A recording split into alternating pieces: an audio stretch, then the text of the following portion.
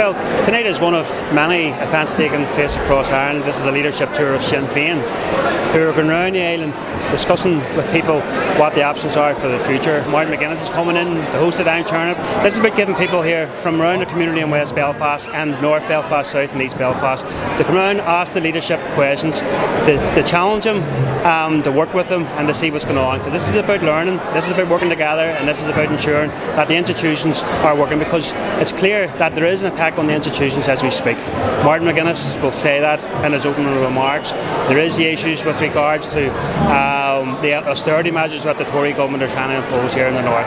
That'll be addressed as well. So this is about addressing those concerns, but also taking the concerns of many people here in this hall this evening. Politics belongs on the ground, and that's exactly where we are. We are on the ground, we're out with the people, and we're working with the people.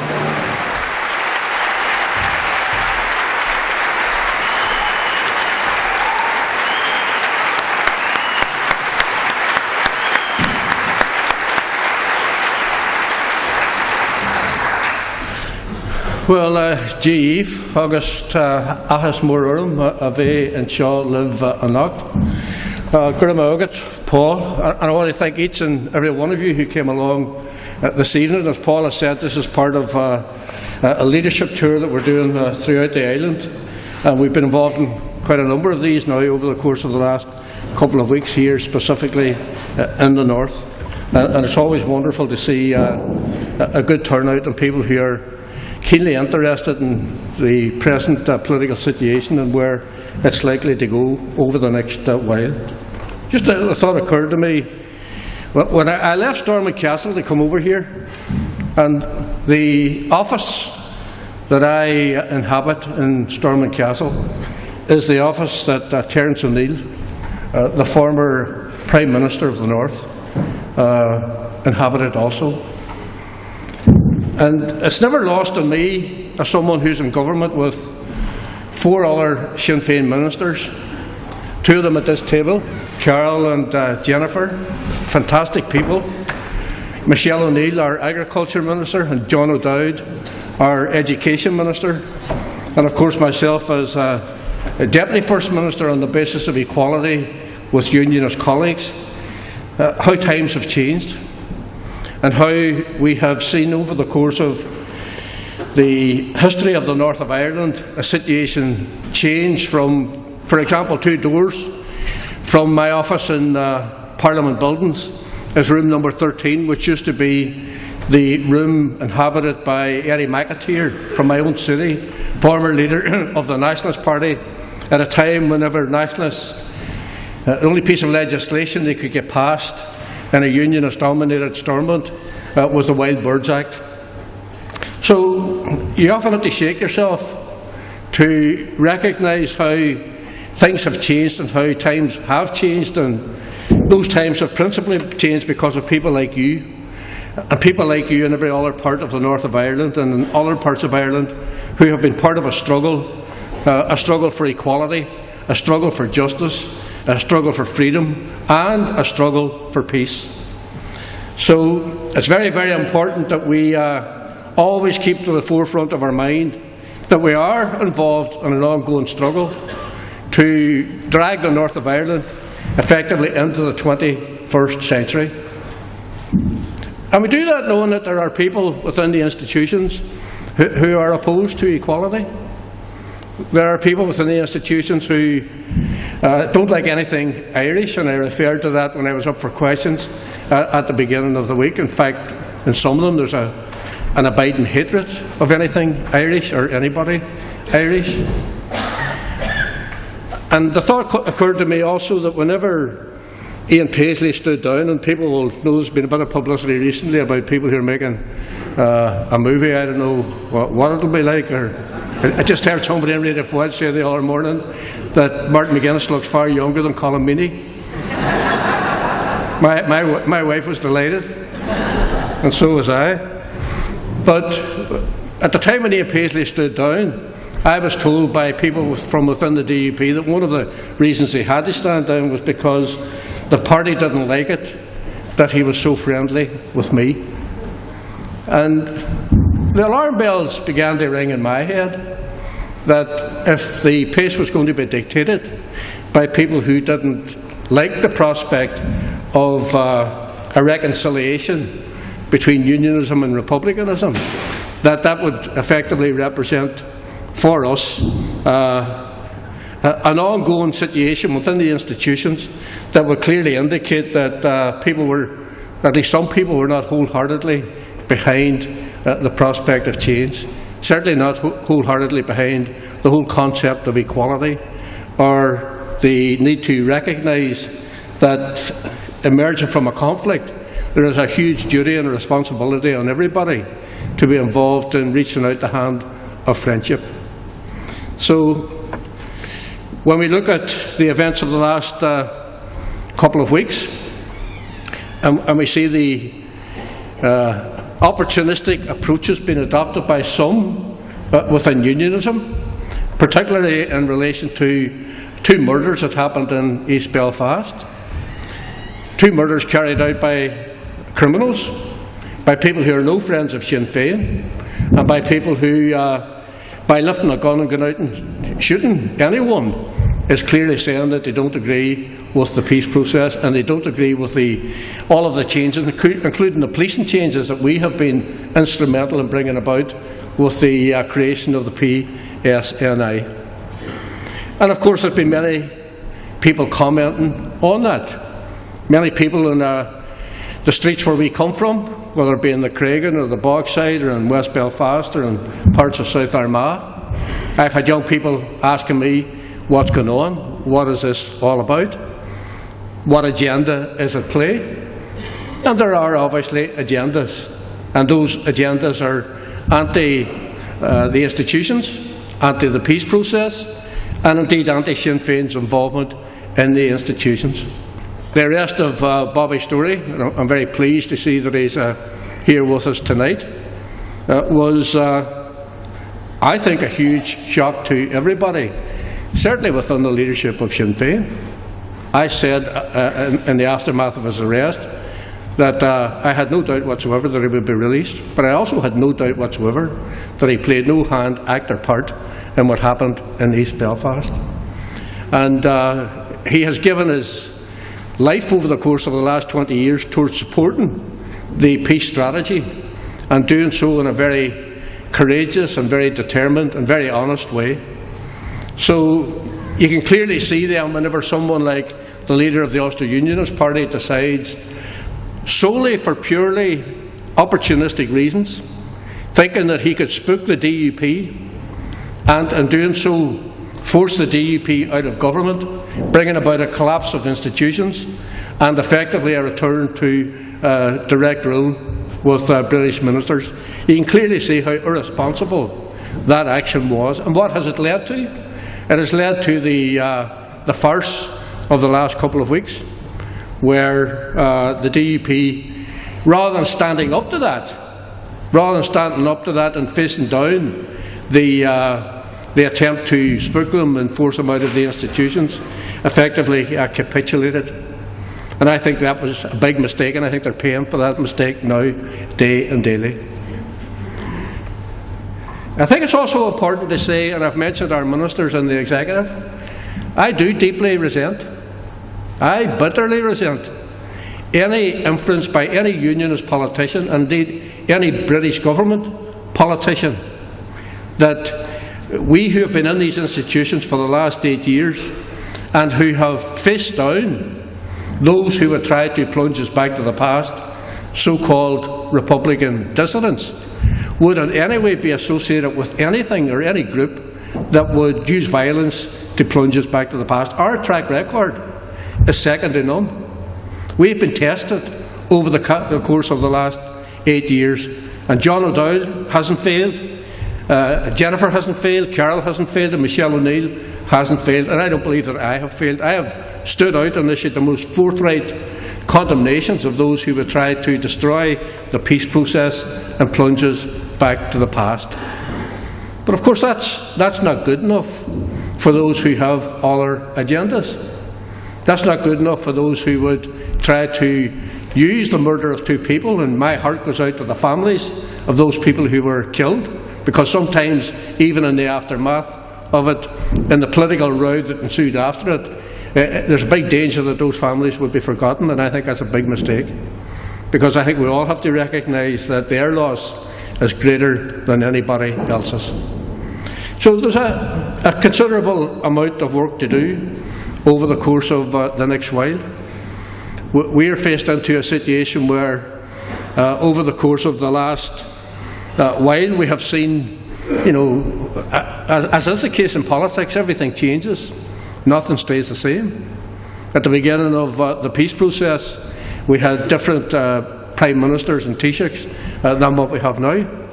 We're now dealing with a Fine Gael-led government in Dublin and a Conservative-led government for 5 years, but now out on its own in London.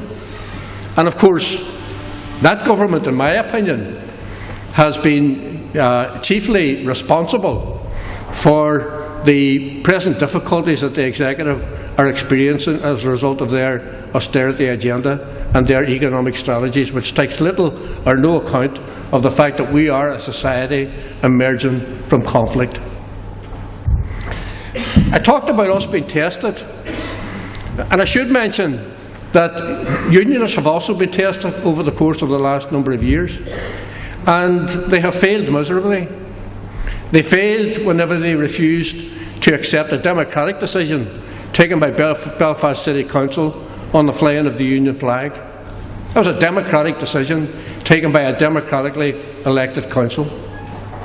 And not alone did they oppose that, they actually joined with people who were rioting on the streets, who were attacking police officers, who were attacking isolated nationalist communities in different parts of Belfast. And I went on the public record as saying that I believed, and I wasn't just making this up, because I was getting this from Unionist politicians, that there was a conspiracy in North Belfast between the extremes of the Orange Order, the extremes of the UVF, and others to effectively foment conflict on the streets. And we had the sight of Unionist ministers who sat with us in the Executive, trotting up to North Belfast to applaud the speeches that were being made by those who refused to accept the democratic decision of Belfast City Council, and also whenever the Parades Commission made a determination on Ardoyne, refused to accept the Parades Commission determination on the Orange Parade at Ardoyne. So in my opinion, they failed the test. The sight of Mike Nesbitt standing in the centre of Belfast with a loud hailer, exhorting people to protest. The sight of other ministers from the DUP, like Nelson McCausland and others, trotting up to stand behind the extremes of loyalism and flapping like penguins every time they made their extremist speeches, clearly shows that Unionist politicians, at a time whenever we were standing up for law and order, standing up for the peace process and standing against violent elements, they were kowtowing to it, they were capitulating to it, and they were forming all sorts of loyalist gallery-ups to try and overturn decisions that were being made that were designed to keep the peace.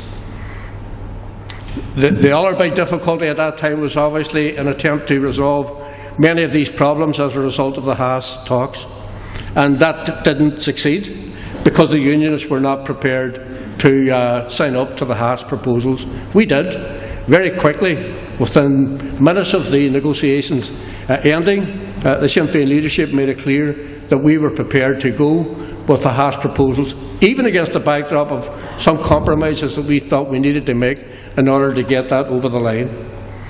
And so we ended up at Christmas last year attempting to bring about an agreement at Stormont House. And the Stormont House agreement, in my opinion, was seriously undermined by the cuts that the British government implemented or attempted to implement in the aftermath of the Stormont House agreement. A key objective in the negotiations leading to the Stormont House agreement for us was the achievement of a workable and sustainable budget in the context of the many challenges facing the Executive and the Assembly. But the British government effectively reneged on the Stormont House agreement when they unleashed a new attack on the welfare system and the Executive's budget just months later. And we now know the full scale of the Tory assault, as well as the welfare cuts they announced previously, such as the bedroom tax and the benefit cap. They're now planning to attack the working poor by slashing tax credits for low-income families. And it's estimated that something in the region of 120,000 families in the north would see their incomes slashed as a result of these cuts. Public services are also in the British government's firing line, as the executive is facing a further £1.5 billion spending cuts on top of the hundreds of millions that has already been slashed from the block grant over the past 5 years. That is money that pays for our public services. It is the salaries of our teachers, our nurses and police officers. It is money we need to tackle waiting lists in our hospitals and inequalities in our society. And now, on top of the huge financial challenges the Tory government has created for the executive and our public services, the British government's legislation on dealing with the legacy of the past is in clear breach of the Stormont House Agreement. All of the parties at Stormont House agreed on the need to provide justice and truth recovery mechanisms for the families of the victims of the conflict. Well, the legislation proposed by Theresa Villiers and her Cabinet colleagues has more to do with covering up the role of the British state as a central player in the conflict and its collusion with Loyalist and Unionist death squads. I've been in the office of the First and Deputy First Minister for 8 years, and the biggest threat to the institutions we are facing in all that time, I believe, has been caused by the economic policies of this British government. The sheer scale of what the Tories are attempting to do is staggering. But Sinn Féin will not agree to the ideologically driven austerity agenda. We've already shown that there's a better way. Over the last 5 years, and against the backdrop of a Tory-led administration in London, we did succeed in delivering for the people of the North. Whilst communities across England were being devastated, we successfully guarded against the worst excesses of Tory welfare cuts. We also blocked the imposition of water rates. We protected free prescriptions, defended our lower level of rates, free pensioners' travel, free domiciliary care and much lower student fees. Those are just some examples of the benefits available here which no longer exist in England. And of course these are rarely highlighted successes of the executive and the local parties working together. But make no mistake, they won't exist for long if there is a return to direct rule. Direct rule equals unfettered Tory rule and an unrestrained onslaught on public services and the most vulnerable in our society. That is why I believe the institutions are worth saving, and I believe the vast majority of people share that view. They want to see politics delivering and government working. And it may be against the odds, but I believe the current talks can be successful.